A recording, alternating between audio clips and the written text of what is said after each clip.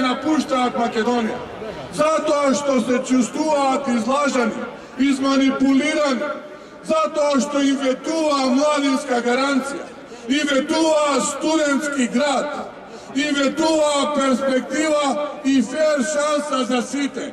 Не само што не добија, туку нема ни надежда да се добие, бидејќи они се зафатени со промена на името и промена на идентитетот. Нема време за младите.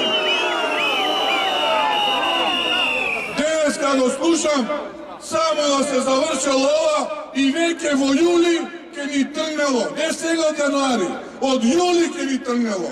Па ги искара бизнисмените им рече, вие треба да идете напред. Како напред? Европа била таа која што ќе не научила. Не бре, ние треба да се европеизираме, за да Европа нас ни подаде рака.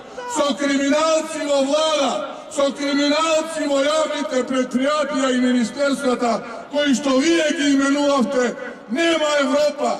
Европа бара честити луѓе, искрени луѓе, вредни луѓе, луѓе што работат, а не луѓе кои што на својата нација и викаат дека е искомплексирана нација, дека е нација без своја ја.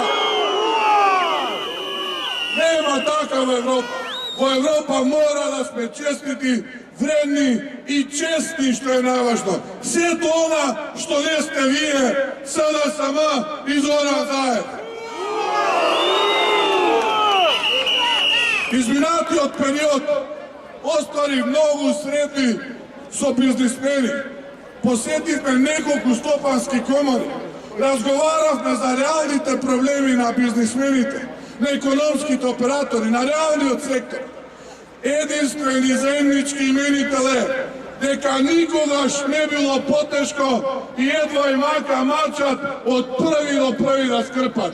Црнила донесоа и во економијата, им ги зголемија даноците, па сега лажат преку оној малечок министер за финансии дека ова било робинхудовски пристап, ке землеле од богатите, од тие што имаат, па ке дале на сиромашните. А притоа не кажуваат дека ќе ги оданочат земјоделците, дека не само што ќе ги оданочат, туку и сето она кое што го имаат дома до сега и тоа ќе им го земат. Зарем такви луѓе заслужуваат довербата на граѓаните.